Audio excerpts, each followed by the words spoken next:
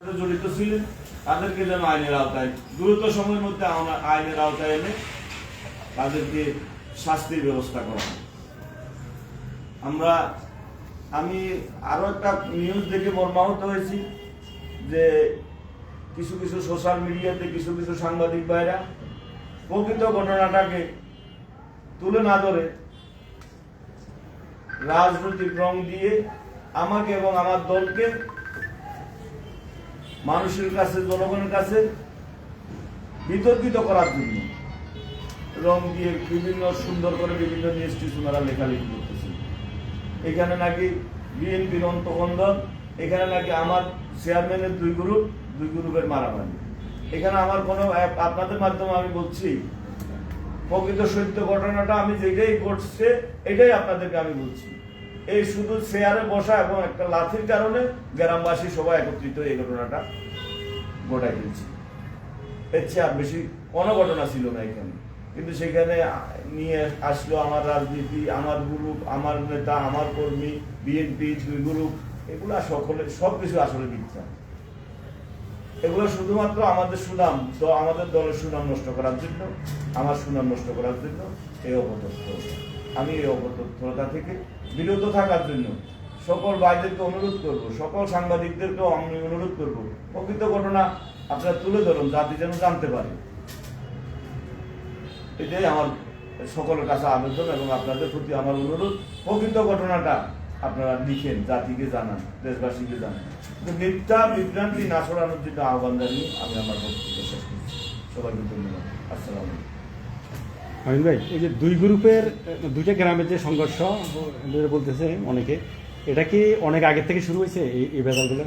এটা আসলে আমি যেটুকু জানি, আমি তো ওই অঞ্চলের মানুষ না, ছোট থাকতেও আমরা তো ওই বাড়িয়াটা আমাদের যাওয়া আসার কারণে আমি ওই অঞ্চলে লেখাপড়া করার কারণে জানতাম। ওই একটা আঞ্চলিকতা ছিল, ওই রেল লাইনের পূর্ব পাশ পশ্চিম পাশ, এটা অনেকবার বাড়িয়াটে জাতীয় সংঘর্ষ বা বিশেষ করে যখন নির্বাচনকালীন আসে এইদিকে প্রার্থী ওইদিকে প্রার্থী, এই আঞ্চলিকতাটা ওখানে আসে। এটা ওই গ্রামে ছিল। এখন এটা আঞ্চলিকতার কারণে হয়েছে এটা আমি বলবো না, কিন্তু এটা ছিল। গতকালকের ঘটনাটাও ওইরকমই,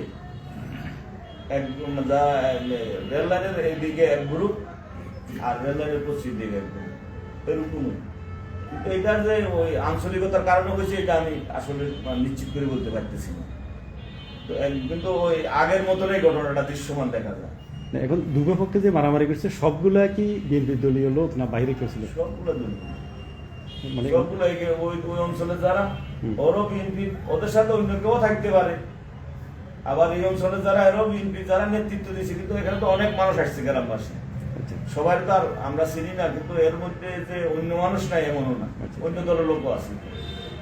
ওগুলো কি আপনার সাপোর্টার? সাধারণত আমি তো ওই লোকগুলোকে সাপোর্টার না, আমার কি আমি তো চিনি না।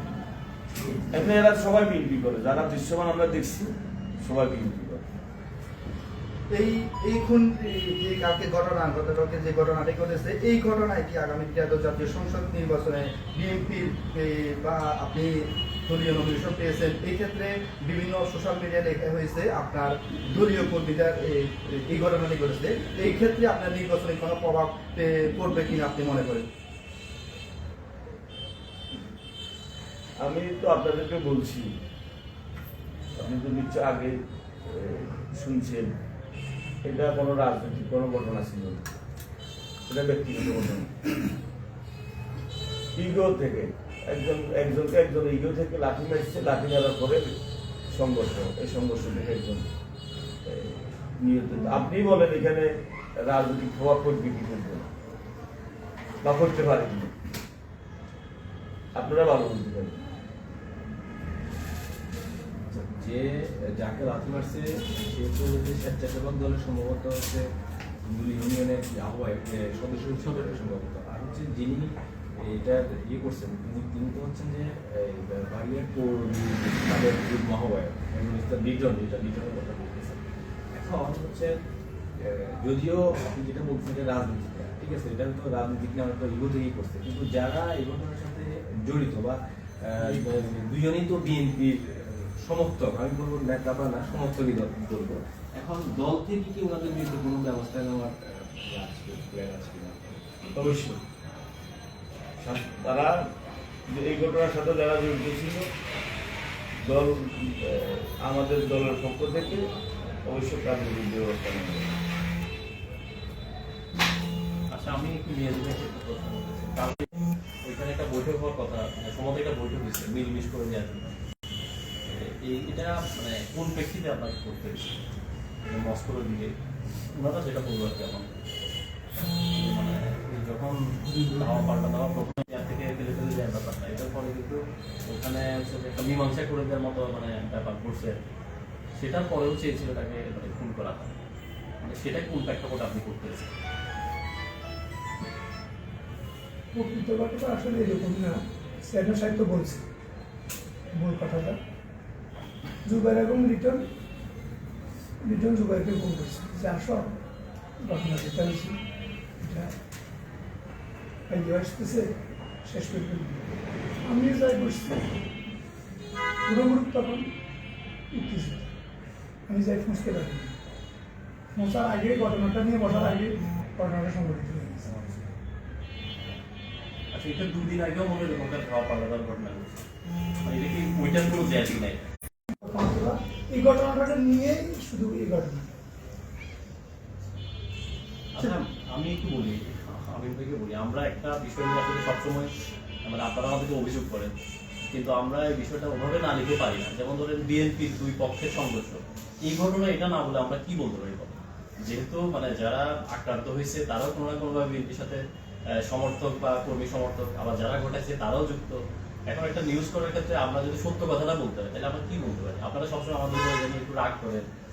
এখন ধরেন অন্তঃপ্রদ্যোতদের, এটা আমি বলতে চাই না, এটা একটা অন্য ব্যাপার, কিন্তু ধরেন যেখানে করি একটা মাছ বাজারেও যদি মানে দুই পক্ষের সংঘর্ষ হয়, সেখানে সাংবাদিকরা প্রথম তাদের পরিচয়টা জানতে চায়, তারা কি বাবার নাম, গ্রামের নাম, তারপর তাদের যদি কোনো দলীয় পরিচয় থাকে। এখন আজকের এই ঘটনাটায় আমরা খোঁজখবরই যতটুকু জানলাম যে সবারই রাজনৈতিক ব্যাকগ্রাউন্ড আছে বিএনপি ছাত্র দলের, তাহলে সেক্ষেত্রে মানে ধরে আমরা কি বলতে পারি? এটা আপনি একটু যদি আমাদেরকে পরামর্শ দেন।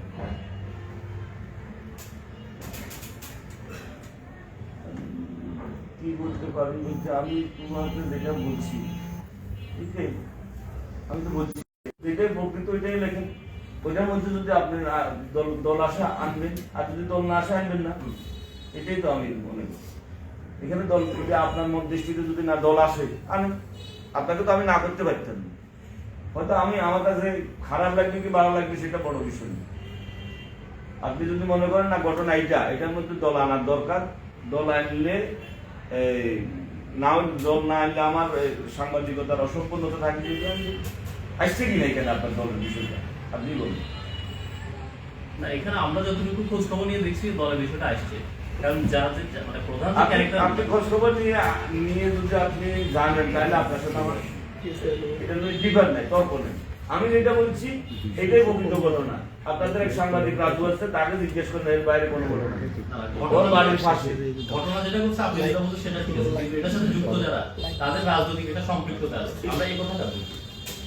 এটা ব্যক্তিগত বিষয়টা, ব্যক্তিগত রাজনৈতিক না। সেটা দলের কোনো মিটিংয়ে জি জি, সেটা নেতা হিসেবে আপনারা যখন বলেন আমরা কিন্তু ওটাই না, এখন এখন আমি মিটিংকে যেটা বলছি একটা আমরা প্রোগ্রামকে নিয়ে যদি আমরা সংঘর্ষ লড়াই, তাহলে আপনি বলতে পারবেন যে বিএনপি প্রোগ্রামে দুই পক্ষের একটা সংঘর্ষ। এটা তো আসলে ব্যক্তিগত একটা বিষয়। ব্যক্তিগত বিষয়টা হচ্ছে আপনারা এই দলীয় রূপ না দেওয়ার জন্য আপনাদের কাছে আমরা অনুরোধ করি, ব্যক্তিগত বিষয় এটা দায় আমরা নিতে পারি। ঠিক আছে, সেটা আপনারা যদি বক্তব্য দেন আপনাদের বক্তব্য ওভাবেই যাবে, তার বাইরে যাওয়ার কোনো সুযোগ নেই। আবার কেউ কেউ বলতেছে যে আপনাদের একটা প্রোগ্রাম মনে হয় কালকে ছিল, ওই যে আমাদের প্রোগ্রাম কালকে না, আমাদের প্রোগ্রাম প্রতিদিন হচ্ছে, প্রতি ঘন্টায় হচ্ছে। প্রোগ্রামের সাথে এই ঘটনার সাথে তুমি কিছু আছে কিনা তুমি জানছো না, না? আমি সেটাই মানে তুমি বলো। সেটাই বলতে চাচ্ছি। আবার কেউ কেউ বলতেছে যে এটা বাড়িয়াড়ে অনেকে প্রচার করতেছে যে মানে আপনাদের একটা ওই যে বেগম খালেদা জিয়ার রোগ মুক্তি কামনায় আপনারা মনে একটা দোয়া মাহফিল করছেন, দোয়া মাহফিল শেষে সবাই আসার সময় এটা নিয়ে একটা এই ধরনের বিভিন্ন রকম কথাবার্তা ছড়াচ্ছে। দোয়া মাহফিল হয়েছিল এটাও সত্য, সমাবেশ হয়েছিল এটাও সত্য, এটা তো প্রতিনিয়ত হচ্ছে। কিন্তু ঘটনাটা তো দোয়া মাহফিলকে কেন্দ্র করে হয় বুঝছে? তুমি তো জানার কথা এতক্ষণ, আমি বলছি যে এখানে এটা শুনছি না তা তো অবশ্যই এরকম তো ঘটনা এর বাইরে না এটাই এইটাই। না এখন আমরা নতুন তথ্য পাইছি কোনটা, এই যে একজনকে কেউ লাফিয়ে দিচ্ছে এটা আমরা জানতাম না। যেমন আপনাদের যত নেতাদের সাথে কথা বলছি তারা সকাল পর্যন্ত আমাদেরকে কেউ এটা জানাতে পারে না। আপনি প্রথম বলছেন যে এটা চেয়ার থেকে লাফিয়ে দিয়ে ফেলে দেওয়ার ঘটনা, ওটাকে কেন্দ্র করে এবার পরবর্তী ঘটনাগুলো ঘটছে। এটা এটা এখন যদি আপনারা মনে করেন না এটা রাজনৈতিকভাবে আমরা না লিখি, ওখানে লিখবেন, আমরা তো আপনাদেরকে না লিখতে পারি। ওই যে এটা হলো যে এটা এখানে ঘটনাটা আমি ভাই মানে ঘটনাটা তো লিখতেই হবে আমাদেরকে। আর এখানে হলো যে যেহেতু তাদের যারা এই ঘটনার সূত্রপাত এবং দুইজনে যেহেতু রাজনীতির সাথে জড়িত, ওই স্বাভাবিকভাবে তাদের রাজনৈতিক পরিচয়টা চলে আসে। আবার যে মারা গেছে সেও যেহেতু বৈষম্য বিরোধী ছাত্র আন্দোলন, নিরাপদ সড়ক আন্দোলন, তারপরে যে ইসলামী আন্দোলন বাংলাদেশ, ওর রাজনৈতিক পরিচয়টাও চলে আসে। আছে সেটাও আছে না এখন এটাই। গণেশ আপনাদের তো নিরসনতে যারা রাজনৈতিক নেতা কর্মী আছে আপনাদের সমর্থক অনেক। এখন আমরা যখন জানি যে এটা আপনার সমর্থন মানে সমর্থক, সেটা তো আমাদেরকে বলতে হয় যে এটা নুরুল আমিন ভাইয়ের সমর্থক, এটা মিয়াজি ভাইয়ের সমর্থক। এখন অনেক ক্ষেত্রে যখন দুর্ঘটনা ঘটে তখন আপনারা আমাদের উপর রাগ করেন যে আমাদের সমর্থক কেন বলবেন। এখন ওরা তো আপনাদেরই সমর্থক, আমরা কার কথা বলবো তাই না? এটা এখন বাইরের কার কথা বলা শুরু এটা বাংলাদেশেরই নাম, বাংলাদেশেরই নাম। আমি বাংলাদেশের বিরুদ্ধে লেখুন, বাংলাদেশ থেকে তাকে বাইর করে দিই, পারবেন? না ওটা এটা এই মসজিদের মুসল্লি, মসজিদ থেকে বাইর করে দিন তাকে, পারবেন? ওই ইমামেরও আপনি একটা পরিচয় দেন, এটা এই ইমামের মুক্তাদি মুসল্লি লিখবে, এটা দরকার হয়, যদি দরকার লাগে অসুবিধা তো নাই। আমার তো যদি মার্কেটে পাওয়া হলে সর্বশেষ আমরা সব অপরাধী